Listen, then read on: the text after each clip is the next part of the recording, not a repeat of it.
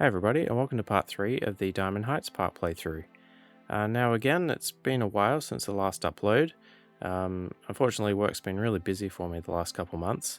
Had to do a couple work trips as well, and yeah, unfortunately it's just been eating into my RCT time a little bit. But anyway, we finally made it to the end of Diamond Heights, so yeah, hope you guys enjoy the video. So the last time around, what did we do? We made a pretty big inverted coaster over on the far side of the map. We developed the area around the racing coasters as well with some thrill rides, including the launched freefall, go-karts, a twister or scrambled eggs, and added a couple, I think it was a pirate ship as well. There's also the Ferris wheel, and we also added a shuttle monorail right towards the end, which was kind of meant to be a transport ride, but mainly intended to be almost a bit of a scenic tour for the guests. But yeah, I think it turned out reasonably well. We also added a few gentle rides near those big intense coasters in the rowboats and the observation tower. Spent a fair bit of time decorating the majority of the areas to completion, where we've also built rides, including I think on the water slide hill, yeah, around the inverted coaster, and just around that midsection of the park. We pretty much finished that area with decorations. But yeah, in amongst all that, we also made some changes to the railroad just to accommodate some of the new rides and pathing, which is kind of a nice segue into the start of this episode, where that's actually one of the first things we do. So yeah, made quite a few changes to the area of the railway right at the back of the park behind Doppelganger, the Wooden Wild Mine Ride. So the intention here was to basically reduce the height of the track, because the height at which it was sitting was like pretty much on the highest elevation of the map, and the train basically just took ages to climb that hill. As I'm sure you've all experienced while you've been playing Diamond Heights, I don't know, it kind of bothered me how long it took to get up that hill. So yeah, decided to just kind of lower the station height a little bit. It still has a bit of a climb up there, but it's not as painful to see it struggle up there. So yeah, I think it was a bit of an improvement there. As well as reducing the height of the station, I also did a bit of rerouting around the supports of claustrophobia. Just because the track as it was kind of clipping a lot of the supports, so quite a bit of that track was just kind of hovering in midair, which didn't make a whole lot of sense to me. So yeah, just used a couple of S-bends to get around it there. Added a haunted mansion on top of the train station as well, just to have another ride over there, just to make the train station and the journey over to that side of the park a little bit more worthwhile. Also did quite a bit of landscaping around the back of the loopers as well. Yeah, just wanted to fill that space with decorations, just because I thought it was a little too tricky to get additional rides over in that part of the map. Didn't really, I wasn't really interested in getting more path over there, so yeah, just thought trees and some other decorations as well. Added a few different surface textures to the terrain as well, just to mix things up a bit. Added a few fences to some of the tunnels for the coaster as well. Just tried to dress the area up, basically.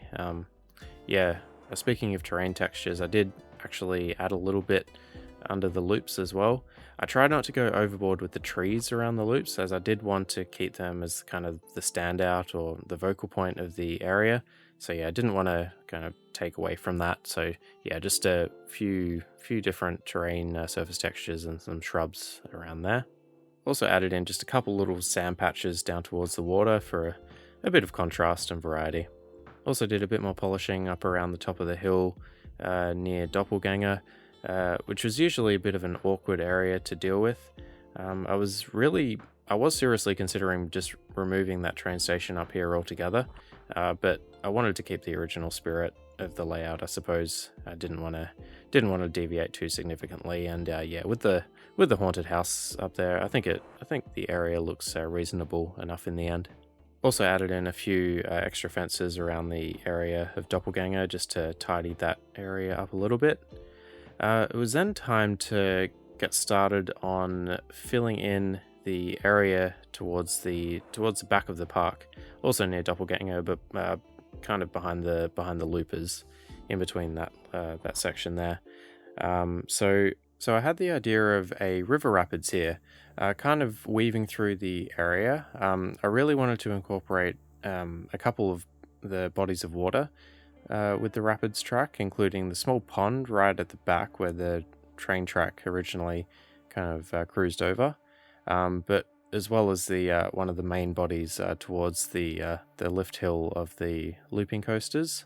So I started at a relatively high elevation near Doppelganger for the rapids, but then I kind of got it moving into a couple drops, running next to the monorail, and then down into the lift hills of the loopers, which kind of was the main splashdown, I guess, into the big body of water there. And then it kind of goes back around on itself, goes through a few twists and turns. Made sure to throw in a couple of the special elements, including the the waterfalls, the rapids, of course, and the whirlpool. Just threw in a couple elements of each. It took a lot of landscaping, but we eventually got it done. I tried my best to kind of blend it into the surrounds as smoothly as I could. So had to do a bit of landscaping to kind of make this happen, but I think the end result was alright. It ended up being a pretty expensive little project, but fortunately by this time we had quite a bit of money in the bank, and since we had so many coasters up and running, which I was charging all pretty ridiculous prices for, the cash flow wasn't a problem at all. But yeah, the Rapids is a pretty tame ride overall. I think we're getting a stat penalty of some kind. I think I might be failing the minimum drop height requirement, but there's not too many drops. I finished off with a climb up the hill back into the station after it hits that little pond that I was trying to get to. Of course, had to reroute the railway yet again to try and fit that in as well, but I think they were pretty worthwhile changes, I really did want to just move that railroad a little bit because it was kind of taking up quite a bit of space there. I guess I should have mentioned a little bit earlier, but yeah, I was trying to go for a more rugged kind of woodsy feel up in this section of the park. So yeah, used the dirt path on occasion here. Added in a top spin at the little overlook of the rapids, kind of over that pond area, just towards the end as well. After I had hooked up the queue and the paths out to the rides, I then finished off the main kind of crux of the pathing network and basically connected up the area at the river rapids and the top spin to the pathing at the loopers. So just kind of continued the path up the next hill there behind claustrophobia and just connected that all up. Yeah, that was pretty essential to do that actually, otherwise we would have had quite a few dead ends around the park. Given the land wasn't too flat around here, it was a little bit of a challenge to kind of get this area looking cohesive with the path and the river rapids. I tried to give the rapids a bit of a canyon feel in places. So there's quite a few areas which is it's quite low to the ground, and there's some nice big canyon walls either side. But yeah, there's a contrast, I guess, with the more open areas near the water. Especially near the lift hill of the loopers and that small pond as well. I then unlocked the last thrill ride of the scenario, which is the 3D cinema. So then just added that to the kind of the base of one of the hills, or actually it's more, I guess, midway up the hill there. And I think that fit in pretty nicely. Just gave it some nice green colors, and I think it sits up there pretty well. And then after I added that, I decided I would add a final path, kind of just adjacent to the 3D cinema, also connecting to the main network, just to get some more interaction with the river rapids actually. So I wanted to add another couple bridges there. I'm not sure if it helped the excitement rating too much, but it was more for kind of scenic purposes, I guess. And I guess I made that a dirt path as well. I think that was a nice little addition, and it worked out all right. Then added in one last little food area next to the railway. So I thought that would be a nice little scenic spot for it, where you could basically just watch over the railroad and the river rapids and topspin, or gravitron I should say. Also took this opportunity to add a few more facilities just around the park where they were needed, including a few bathrooms and drink stalls especially. Actually, I think I only had one in the park at this stage, so it was good to just throw a couple more around. It was then finally time to add the final coaster of the park, which was actually the only coaster type available that we hadn't used yet in the bobsleigh coaster. You're actually not given a whole lot of coaster types in Diamond Heights, funnily enough. Yeah, I think there's only 5 or 6, including the ones you already have unlocked at the start, so yeah. Anyway, I did struggle a little bit with where to have the station for this, just because the landscaping, the terrain in that area was kind of awkward to work with, just not a lot of flat land left. But in the end, I just kind of had it perpendicular to the railway, somewhat clumsily crosses over there, which I don't love, but it does work for the rest of the layout that I have, which is, just kind of what you'd expect from a bobsleigh sort of coaster. I took quite a bit of inspiration from, I think it's called Flying Turns at Knoebels in Pennsylvania, in terms of the layout, but also the colors. I wanted to give it that kind of woodsy feel, which I think suits this area of the park. So yeah, just kind of went with the natural wood color, I suppose. And I think the black trim and support structure also really help make that stand out as well. So yeah, it's a color combination I'm not sure that I've even used before with the bobsleigh track. I think I tend to stick with the white track when I build these things, which isn't very often. But yeah, I think it turned out really well on this occasion. The color scheme I'm very happy with. Also went for 3 cars per train, which it felt like it was on the lower end, but also did take that from inspiration from Flying Turns, I guess, which I think was three cars per train too. So yeah, to fit this coaster in, well, I suppose I didn't need to move the railroad again, but I did want to just kind of move again away from the main bits of the support structure of the coaster, just to, I don't know, otherwise it was, I think as the railroad was, it was just clipping away too many of the supports for the bobsleigh coaster, which just didn't look that sensible. And then I also made a couple small scenery buildings just under the station of the bobsleigh as well, just to, I don't know, make it feel a little bit less clumsy, I guess.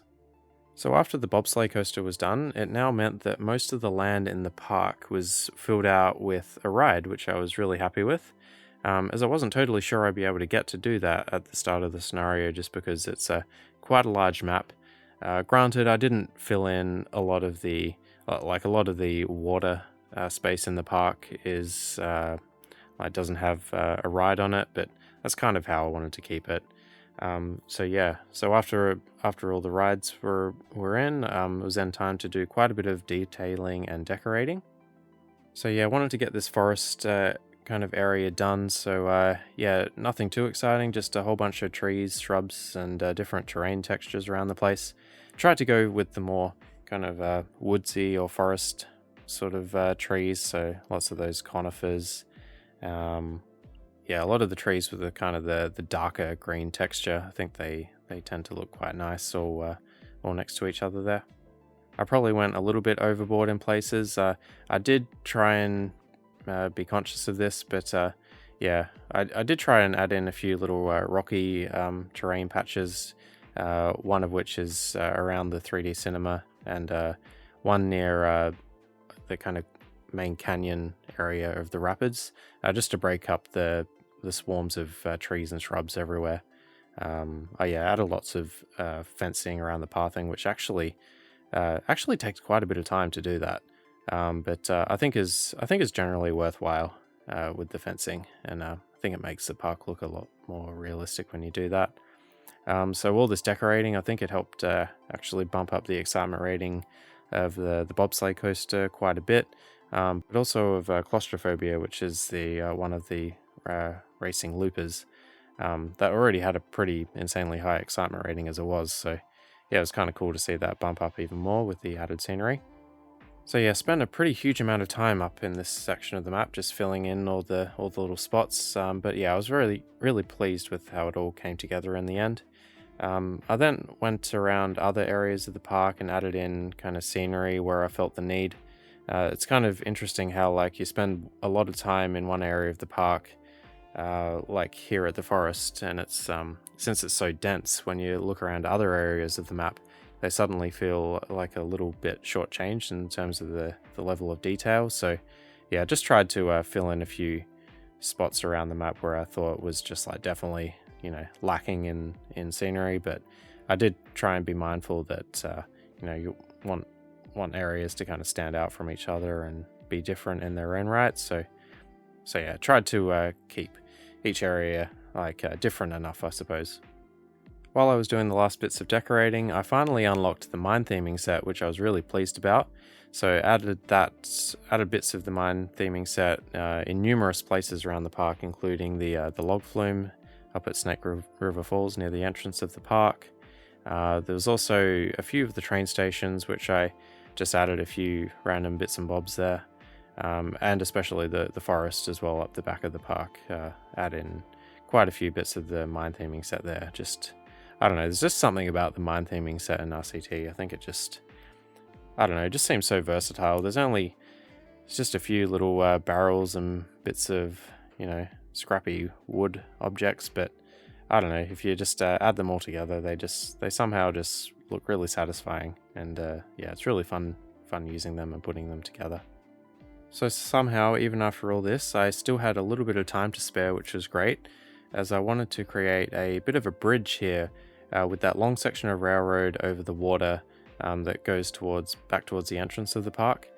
So for this one here, I took inspiration from the YouTube channel Chips and Mayonnaise, who has a really amazing collection of park playthroughs available, actually. I highly recommend checking that channel out. I'll leave a link in the video description below. So on their playthroughs, they actually spend quite a lot of time decorating and theming, and they play in RCT Deluxe as well. So yeah, certainly into that, and yeah, highly recommend checking that channel out. As I said, I'll leave a link in the description.